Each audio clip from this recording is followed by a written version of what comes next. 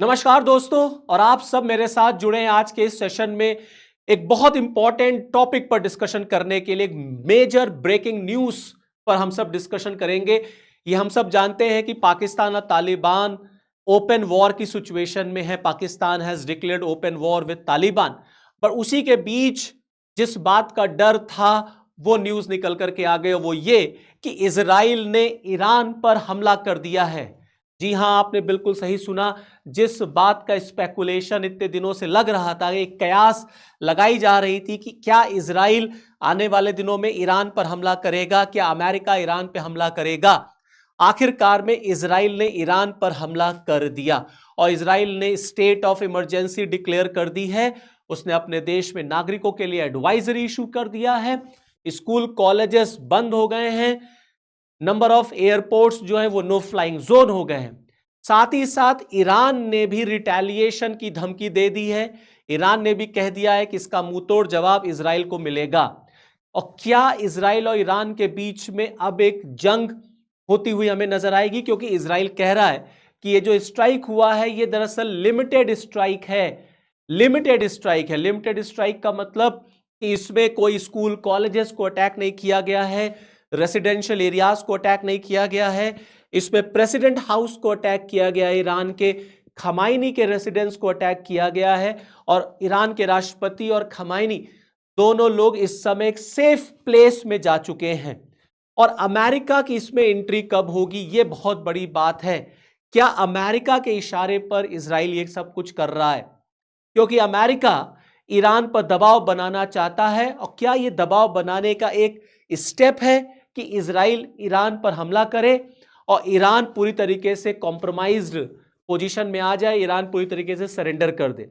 और अगर ईरान ने भी इजराइल पर हमला अब कर दिया तो यह युद्ध लास्ट ईयर की तरह 12 दिन नहीं चलेगा। यह युद्ध लंबा चलेगा, यह युद्ध भीषण होगा। और क्या हम अब यह मान लें कि थर्ड वर्ल्ड वॉर अब हमें होती हुई नजर आएगी, क्योंकि रशिया यूक्रेन वॉर हो ही रहा है। अफगानिस्तान तालिबान के बीच में ओपन वॉर शुरू हो चुकी है। इजराइल और ईरान के बीच में अगर युद्ध हो जाए तो कई फ्रंट पे वॉर जो है आपको होती हुई नजर आएगी। ईरान ने साफ साफ धमकी दे दी है कि हम भी इसका मुंहतोड़ जवाब इजराइल को देंगे। यहां अमेरिका ने और इजराइल ने दोनों ने मिल करके एक ज्वाइंट ऑपरेशन शुरू किया है, that is operation shield of JUDA. इस ऑपरेशन को नाम दिया गया operation shield of JUDA. America ने अभी ओपनली तो ये नहीं कहा है that I am involve, but हम ये सब जानते हैं कि इजराइल देखिए बिना अमेरिका के इशारे पर कुछ नहीं करेगा। बेंजामिन नेतन्याहू बिना ट्रंप के इशारे पर कुछ नहीं करते। इसमें साफ साफ इशारा, इसमें साफ साफ परमिशन अमेरिका की है। क्योंकि हम देख रहे हैं, लास्ट ईयर से हम देख रहे हैं, जब से ईरान में प्रोटेस्ट हुआ, अमेरिका खमाइनी का रिजीम चेंज कराना चाहता है, इजराइल भी ईरान में चेंज ऑफ रिजीम चाहता है, सत्ता परिवर्तन। और अमेरिका ने लगातार ईरान को कैसे कॉर्डन ऑफ करने की कोशिश की है, उसकी घेरेबंदी। अब्राहम लिंकन जैसे एयरक्राफ्ट से लेकर तमाम एयरक्राफ्ट इस समय ईरान के पास मौजूद है अमेरिका के। और अमेरिका भी कभी भी ईरान पर हमला कर सकता है। यह कयास लग रहा था कि तब तक इजराइल ने ईरान पर अटैक कर दिया है यहां पर। और अगर आप इजराइल और ईरान को मैप पर लोकेट करें तो आप देखेंगे ये है आपका मिडिल ईस्ट। और इस मिडिल ईस्ट के ये सब अलग अलग कंट्रीज हैं। ये देखिए, ये छोटा सा एक देश है इजराइल और ये है आपका ईरान। ओके, दोनों के बीच में ठीक ठाक दूरियां हैं, ठीक ठाक दूरी है। और इसके बीच में तमाम और भी मुस्लिम कंट्रीज पड़ते हैं, जॉर्डन है, सऊदी अरेबिया है, ओमान है, यूएई है, तमाम कुवैत है, तमाम अलग अलग देश है, यमन है। इसमें से बहुत सारे देश हैं जहां पर अमेरिका का एयरबेस है। और ईरान ने यह बार बार कहा है कि अगर अमेरिका ने ईरान पर हमला किया तो ईरान भी उन एयरबेस पर हमला करेगा। इसीलिए अमेरिका ने कई बार एडवाइजरी जारी की है कि जो लोग भी अमेरिकन ईरान में रह रहे हैं वो ईरान को छोड़ दें, या जो भी जहां भी इस पूरे रीजन में अमेरिकन रह रहे हैं वो तुरंत इस देशों को छोड़ें। इसका मतलब है कुछ तो बड़ा अब यहां होगा, कुछ तो बड़ा होगा। इजराइल ने अगर हमला किया है तो ईरान, देखिए ईरान चुप नहीं बैठेगा, ईरान भी यहां पर हमला करेगा। अगर ईरान हमला करेगा तो अमेरिका भी आएगा, क्योंकि जो डायलॉग, जो बातचीत का दौर अमेरिका और ईरान के बीच में शुरू हुआ है वो फेल होता हुआ नजर आ रहा है। देखिए यूएस और ईरान के बीच में जो थर्ड राउंड ऑफ डायलॉग है स्विट्जरलैंड में, वो भी फेल हो गई। आपस के जो इश्यूज थे उसको सॉल्व करने के जो डायलॉग चल रहा था वो भी फेल हो गया है। अब यहां पर जब डायलॉग फेल हो गया तो क्या, क्योंकि ईरान जो है वो कॉम्प्रोमाइजिंग स्टेज में आ नहीं रहा है, तो अमेरिका हो सकता है उसने इजराइल पर ये दबाव बनाया कि तुम ऐसे अटैक करो, तो ईरान जो है वो कॉम्प्रोमाइजिंग स्टेज में आएगा। आप देखें लगातार अमेरिका किस तरीके की बयानबाजी कर रहा है, इस बात को जानना आपको बहुत जरूरी है। नौसी अमेरिका की तरफ से क्या कहा गया, US secretary of state Marco Rubio ने कहा that Iran's reluctance to talk about its ballistic missile development program alongside its nuclear program was a big problem। हम ये सब जानते हैं कि अमेरिका और ईरान के बीच में जो इस समय मैटर ऑफ कॉन्फ्लिक्ट है वो ईरान का न्यूक्लियर प्रोग्राम है। अमेरिका और इजराइल चाहते हैं कि ईरान का ये न्यूक्लियर प्रोग्राम परमानेंटली बंद हो जाए। ईरान इस न्यूक्लियर प्रोग्राम को बंद नहीं करना चाहता। ईरान अपने इस न्यूक्लियर प्रोग्राम के साथ वो खड़ा हुआ है। अब अमेरिका ईरान पर लगातार ये दबाव बनाता है कि आप अपने न्यूक्लियर प्रोग्राम को कॉम्प्रोमाइज करिए। इसी को लेकर के नंबर ऑफ डायलॉग्स चले, लेकिन वो सब फेल होते हुए नजर आ रहे हैं। इजराइल अमेरिका को अपने एग्जिस्टेंस के लिए खतरा मानता है, क्योंकि इस पूरे मिडिल ईस्ट में only Israel has nuclear power, और अगर ईरान के पास भी न्यूक्लियर पावर आ गया तो कहीं ना कहीं इजराइल के एग्जिस्टेंस को खतरा है। इसलिए इजराइल भी नहीं चाहता कि ईरान के पास न्यूक्लियर वेपन्स आए। हालांकि ईरान ने यहां यह बात जरूर कही है कि वो कुछ कॉम्प्रोमाइज करेगा। कुछ कॉम्प्रोमाइज का मतलब है कि जो यूरेनियम इनरिचमेंट का उसका प्रोग्राम है उसमें वो कमी लाएगा।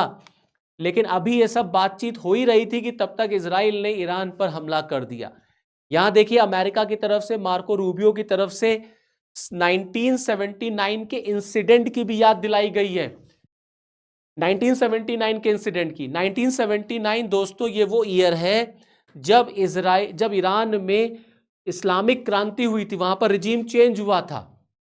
और इस 1979 में इस साल ईरान में जो अमेरिकन एम्बेसी थी उसको ईरान ने सीज कर लिया था, जो वहां पर सत्ता परिवर्तन हुआ था।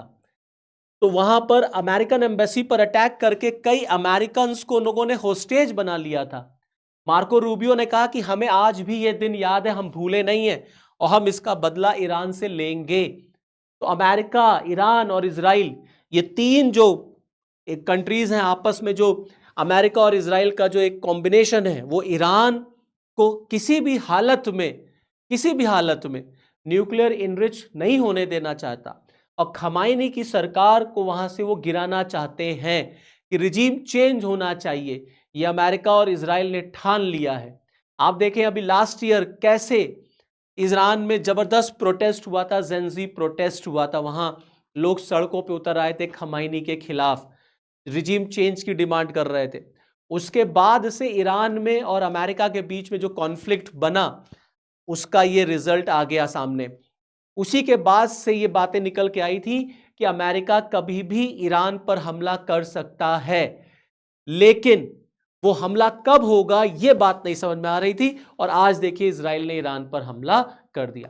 लास्ट ईयर भी आप देखें अगर, तो इजराइल और ईरान के बीच में 12 दिन तक लड़ाई चली थी, 12 दिन तक, और अलग अलग एरियाज पर इजराइल की तरफ से हमला किया गया था। इजराइल ने अलग अलग एरियाज पर हमला किया था। अमेरिका ने भी ईरान पर हमला किया था, उसके न्यूक्लियर साइट्स पे हमला किया था। आप देखिए तेहरान पे हमला हुआ था, नतांज पे हुआ था, इस्फाना पे हुआ था, आपका तबरीज पर हुआ था, और आपका खरमशा में हुआ था।